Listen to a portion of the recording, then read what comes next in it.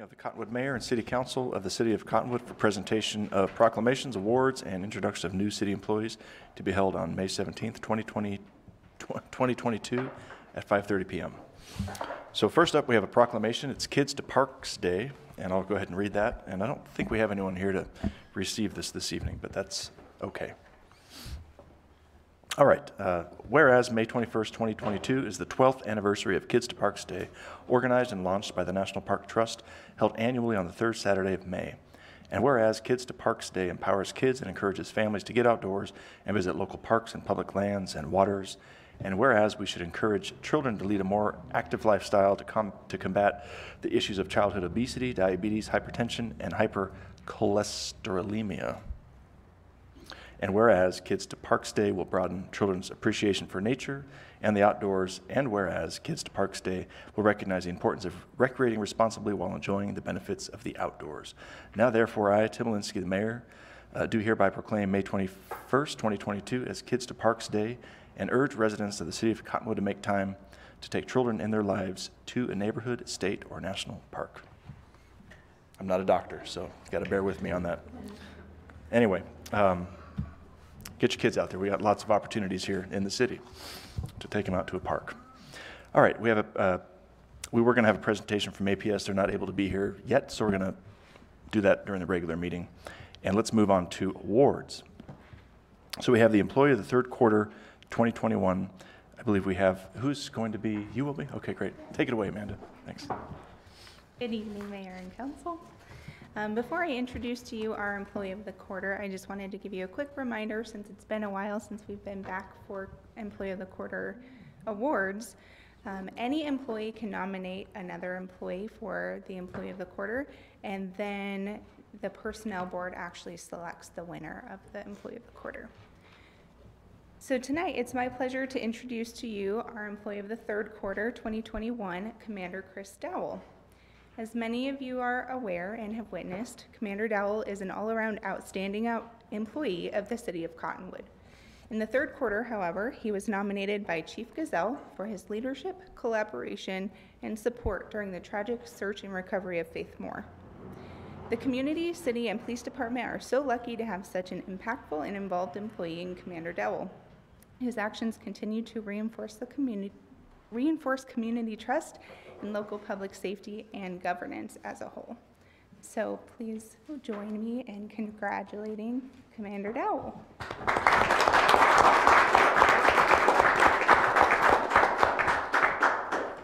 yes, picture time. Do you do pictures individually or later?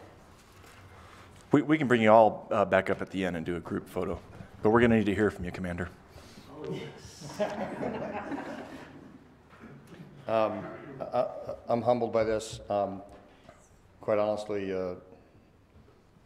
I kind of get to that point where I'm doing what I'm supposed to be doing. So I really appreciate being acknowledged for this, but at the same time, this is what I get paid to do. So I kind of get into that feeling of, well, thanks for the award, but I should be doing this every day. So thank you.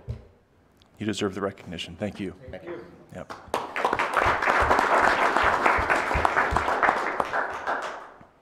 Okay, next we have the Employee of the Fourth Quarter 2021. Mr. Ellis.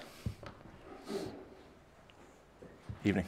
Good evening. Thank you, Mr. Mayor, Council. Scott Ellis, Community Development Director. Employee of the Fourth Quarter for 2021 is Gary Davis. He's our senior planner. He's nominated by myself and Jim Paget, our other planner. Gary's been with us for a little over 2 years now, and ever since day one, he's hit the ground running. He never says no to a project. He gets his deadlines met early. He's instrumental in changing the code, as you've seen frequently, and will continue to see. He's always helpful. All of his coworkers really appreciate him. He's very easy to communicate with. Just an all-around great person to have in the city, especially in our department. He was just doing something that kind of highlights why he should get this recognition. Double booked a 5:30 meeting with Trails Group and running back and forth between the two. So that just shows his work ethic and his dedication. Mm-hmm. Awesome.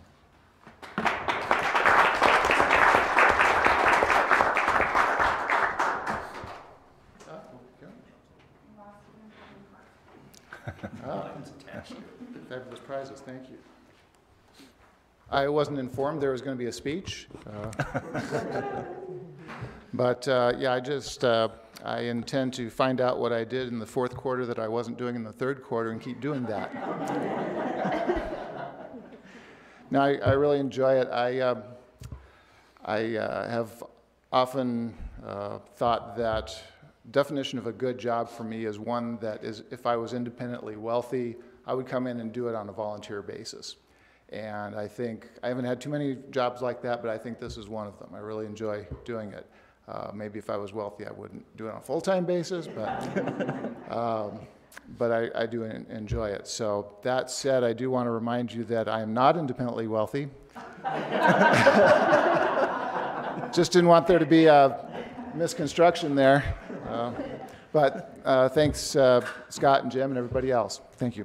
Thank you. We're lucky to have you.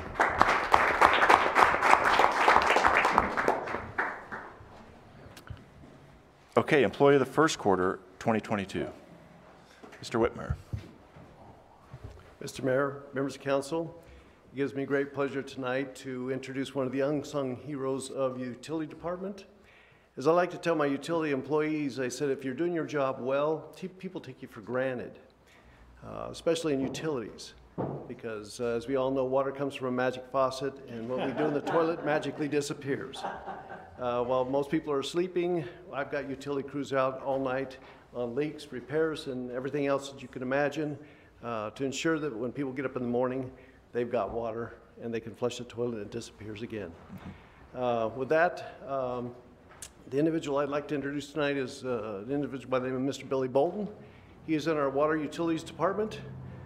Billy is one of those individuals that no matter what you ask of him, he's always there. The water department, as the wastewater department as well, is short-staffed. Considerable number of short-staffed people in utilities, or in the water utilities especially. And despite that, no matter what we've asked Billy to do, in the first quarter here, he's always stepped up and volunteered to take over and do whatever's asked. He's read meters, he's assisted the water treatment operators, he's been a lead person on one of the, as an equipment operator, and no matter what we do, no matter what we ask, he's always there. He can be out at 3 o'clock in the morning, he'll still be back at 6 in the morning to do the next day's job. He's a tremendous asset to the water utility department, and with that, I'd like to bring him up and introduce him to you.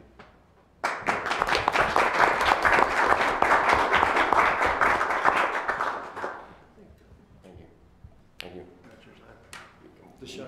Yeah, definitely wasn't prepared for a speech, but I really appreciate this. This is something that never, ever expected. Just show up to do my job every day, and I really appreciate what I do and who I work for and serving our community. Great. So, thank you all. Thanks for being a part of the team. All right, should we have the council come down and we'll do a group photo with all the recipients of the awards. And if you have family with you, please bring them up.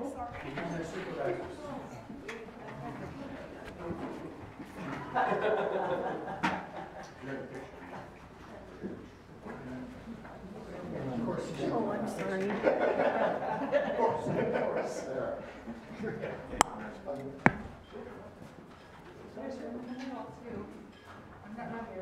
were in a good spot right there. I'll come stand.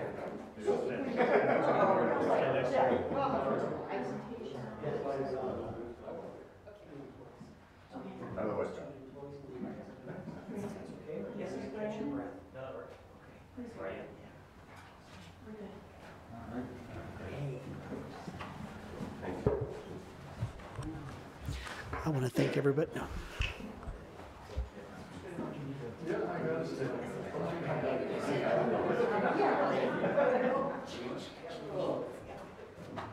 After the new employees. After the new employees. Thank you.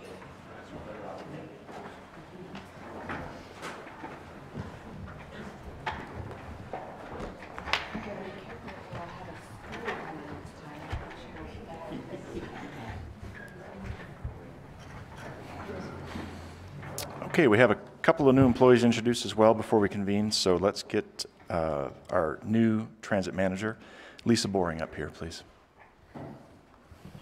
I'm not Lisa. I know that. There's an old saying that says that the third time's a charm, and it is when it comes to our transit managers. We had 2 opportunities, and unfortunately, they did not materialize their loss, our gain, because our third choice was Lisa.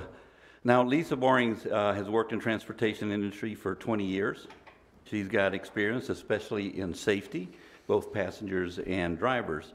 She's also experienced in fixed route, deviated routes, and on-demand services, which we do almost each and every one of these, and we'll probably will be doing them in the future. Safety, as I mentioned, is her priority, and she has great communication with employees. As you might have noticed, she was talking to our supervisors, and they get along really well, and they've got a lot of things going. The great thing is she hit the ground running, and I can get to move to another office, my old office. So I'm real pleased that she's come on board, and she's really doing a great job. She's got a lot of good ideas, and she's pushing staff to do to the next level. So I'm really proud of her at this point already, and I think she's going to do a lot of great things for the city of Cottonwood. Lisa? Well, thank you, and I'm happy to be here, and everybody has welcomed me, you know, and I appreciate that. Like Rudy said, really working on our staff and building that team over there. Everybody's adapting well to it. We also are building, you know, looking for our drivers so we can get back in full service. That's our #1 priority. Then we'll work on, you know, building our transit system here. Great. Well, welcome. We're really glad you're on board. Thank you. Yep, thank you.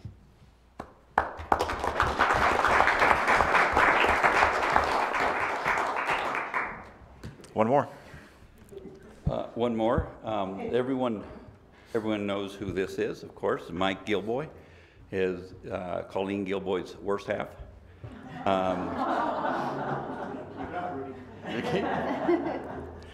No, he's been with us for a short while. He's been doing a great job as a driver, and he's been interested in being a supervisor for some time. I'm really glad that the opportunity was given to him. He was born in Milwaukee, Wisconsin, raised in Butte, Montana, and moved to Arizona back in 1990. Has a degree from the University of Northern Arizona in elementary education and emphasis of math. He retired from teaching a couple of years ago, math and science, both at Cottonwood Middle School and Mingus Union High School, as well as Yavapai College. He has also worked at Little America as a manager and Waweep Resort at Lake Powell. Believe it or not, he was a baker at Safeway and at Bash's. So if you need a cake, he's your man. He's been married for 30 years to Colleen, which she is the general manager of Verde Valley Fairgrounds. She used to work for Clarkdale, and she was a finance director back then.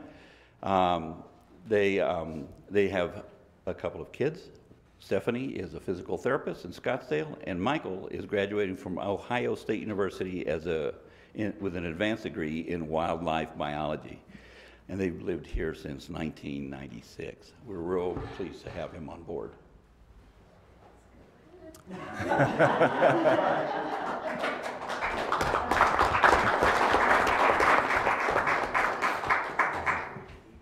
Good evening, everybody. I'm really happy to be in the position I'm in. I just pray we are able to get some more drivers soon. It's very difficult not providing the level of service we would like, but with my new boss, I think we'll be just fine. So, thank you. Great. Welcome. Thank you.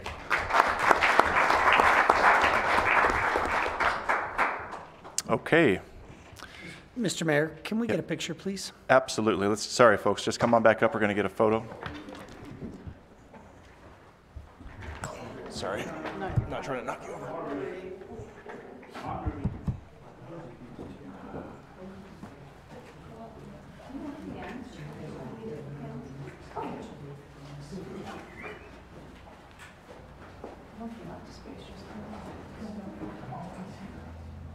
Mr. Rodriguez, you missed your spot.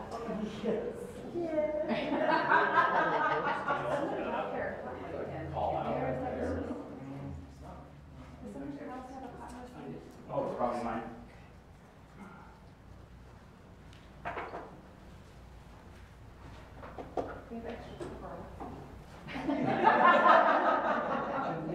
usually don't bend over for that.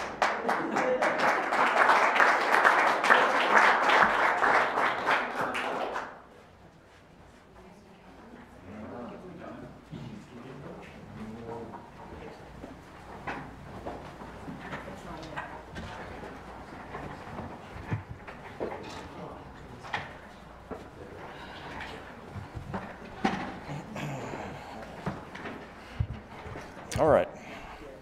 And I see that our friends from APS have arrived, so we're going to go ahead and have them give us their presentation regarding their fire mitigation and summer readiness program. Evening. Thank you, Mary. Good evening. My name is Brandon Eccles. I am the Service Planning Supervisor here at your local APS office.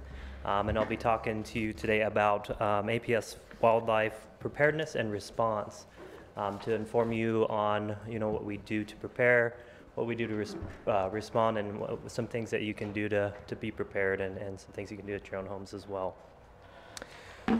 So, come on.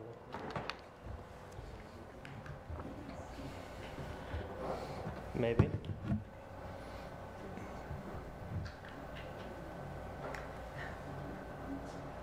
That works.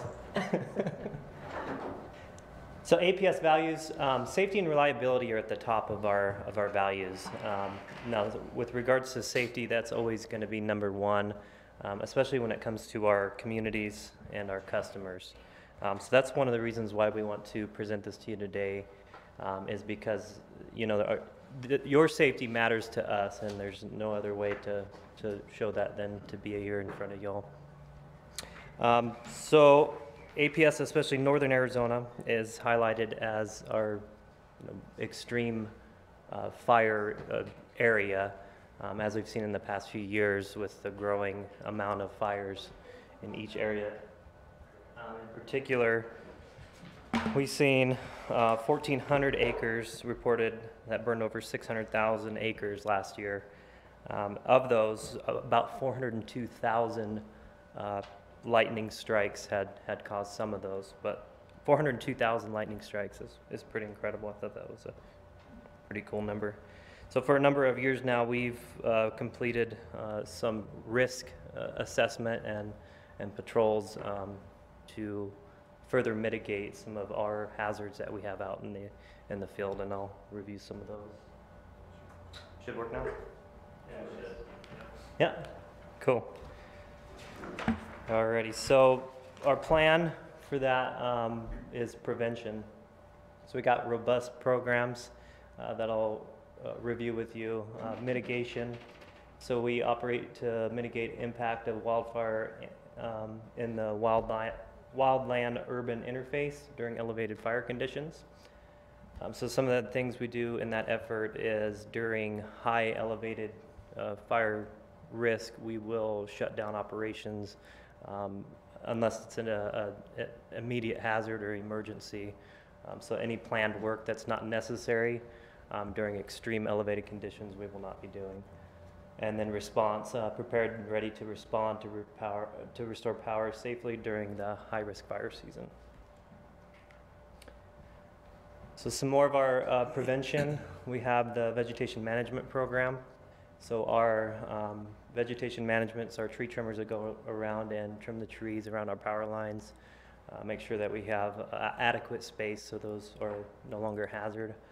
They go around on a cycle, so they'll every few years they'll go around and trim the trees and go in a rotation cycle. Line inspections, so we talked about some of the line inspections. This is pretty impressive. We have 5,000 miles of overhead lines across our state.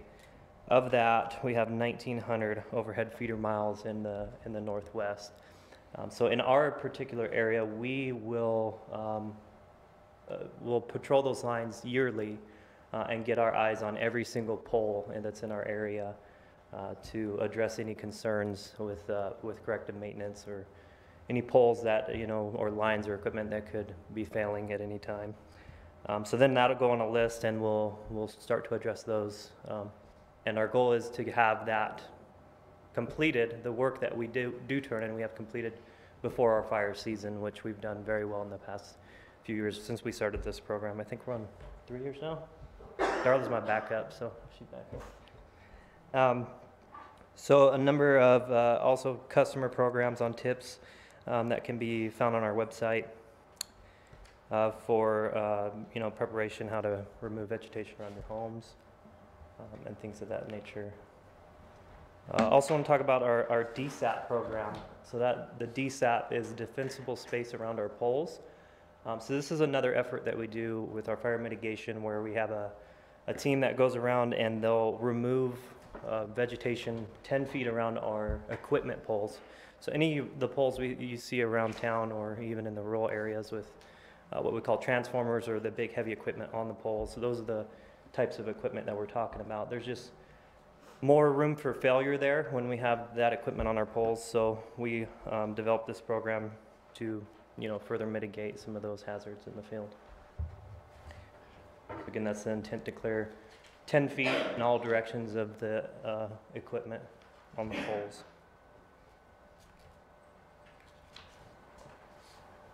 Some of the customer programs, there's a nice diagram after this, is the Right Tree, Right Place program. So that's where we recommend to plant trees near our power lines.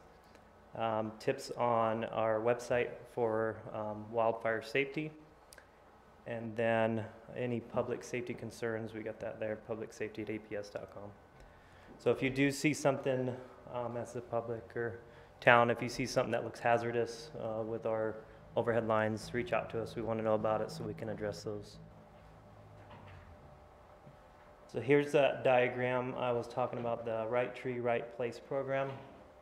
So you'll see there's our transmission line, which is our very, very high voltage line. Our distribution line, which is what you'll see around town, and it tells you how close you should be to our lines or shouldn't be to our lines. Which you'll notice around town that's not always the case. Defensible space around your home, so 30 feet around your home. Thin trees within 125 feet of your home. Clean your roofs and gutters. Remove your ladder fuels, so those are your low hanging branches on your trees. Just a few simple tips that we can provide to you to be safe around your home. So increased protocols for our fire mitigation. So during this fire mitigation season, during our fire season, we put in these operation protocols where we will put our lines on what we call one shot. So typically it's 3 shots, but when a fault happens on our line, the line will try to reclose 3 times. The reason that is it tries to clear the fault. However, during our high fire season, we put that on what's called a one shot, so that it trips once and it doesn't try to turn it back on. That's just a precaution that we take so that if there is a hazard on the line or near the line, that we get our eyes on the field, on the equipment before we re-energize. So that being said, there will be, there could be, more sustained power outages during our fire mitigation season. And the reason for that is when we have our lines on that one shot, our troublemen need to go and patrol that entire line to make sure we are 100% certain that it is safe to re-energize. So that often means, especially in our area, trucking across rough terrain, hiking in, things of that sort. With that, we have increased the use of smart technology to reduce outage durations. And what that is what we call a fault indicator, and it's basically just a blinky light that the device goes on the overhead line, and it'll flash at us whenever there is a fault on the line, and then we'll know to patrol that section of line to find our fault. So if you ever see a flashy, blinky red light up in the sky, give us a call and we'll come out and restore power. Fire mesh around wooden poles, that was a new strategy that was developed to help reduce some of the damage to the poles. And then leveraging, I missed something on the DSAP, but with the DSAP, just to backtrack a little bit, I just thought of it. That program we have found successful, and fire mesh is what made me think of it. We got fire mesh and ways to protect our equipment. But the Dsat program, we recently had a project on the backbone fire just before that fire happened, where all vegetation was cleared around those poles. And that fire didn't touch our poles, so that's just one example of how that works very well for us. Wildfire Response. So we have a very qualified team of fire mitigation specialists. Some of you may know Wade Ward. Wade Ward has a team to coordinate our response to fires and work very closely with Forest Service and agencies when an event does happen. But also very heavily active in the planning stage of it, and puts together our plan before fire season to tackle and get prepared. Our local troublemen, those are the guys that go out and troubleshoot the lines. They're available 24/7. They are an on-call employee, so they're always available to take those calls in the middle of the night and assess damage or things like that. And then, of course, see smoke or fire, call 911, always first, and if there happens to be an outage, call us second. Some more resources for you. So we have a very cool and new outage map. If you haven't checked it out, jump on to aps.com or the APS app on your smartphone and look at that. It has some details on there so that if you're having an outage, you can zoom in to the little dot. It'll tell you how many customers are affected, what's the estimated restore time, and then the cause of that outage if we know. If we don't know, it'll just simply tell you we're patrolling and troubleshooting. Also, APS FYI on Twitter, Facebook, and Instagram for all the social media gurus out there. That's available as well. And then email address, you can be auto-enrolled to receive outage notifications via that way as well.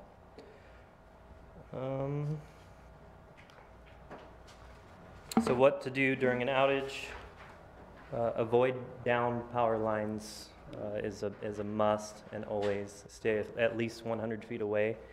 These power lines can go down and they can stay energized. We've had them stay energized for days and we didn't know they were even down in the past. So I've seen some crazy stuff with down power lines. So stay away and call 911 again, and then APS after. Flashlights, candles, and then keep your candles away from curtains.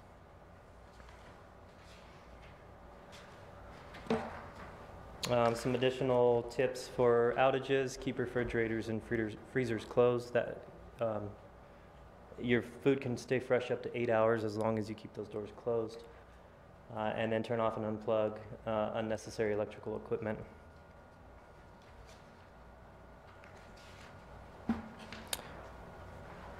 Questions? Council, do you have any questions for Mr. Eccles? I just have one. I think APS always has done such a great job of getting power restored whenever it goes out during the summer months. But with the increased fire risk and your new one-shot program, should we anticipate more frequent or prolonged outages? So not more frequent. I wouldn't anticipate any more frequent outages, but it would be more longer duration of outages if we were to have an outage. And it also depends on where it's at. So if, and then, you know, the circumstances of how to get to it and assess the situation there. So rural areas is probably more of a concern to anticipate that. Right. And we're doing a very big effort in communicating it. So we're sending out some flyers to our customers to make sure they're aware of these changes coming up. Sure. And that's something we've been doing for a few years now. This is, like I said, the third year we've been doing it. So the more people know, the better. And then, you know, they know we're, you know, doing our best to do our part and keeping everybody safe in this season. Okay. Mr. Mayor, can I just take a quick second and shout out to APS. They do a lot of things in our community, including these kind of programs to keep us safe.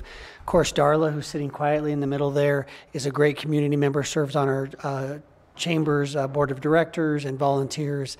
We recently received a donation from APS to buy some and install some trees in our community. So I just shout out to the great partners that APS is to the city of Cottonwood. Great. Thank you. All right, thank you. Thanks for being here, sir. Appreciate it. Absolutely. Yeah. Thank you all. I deal with a lot of your underground stuff.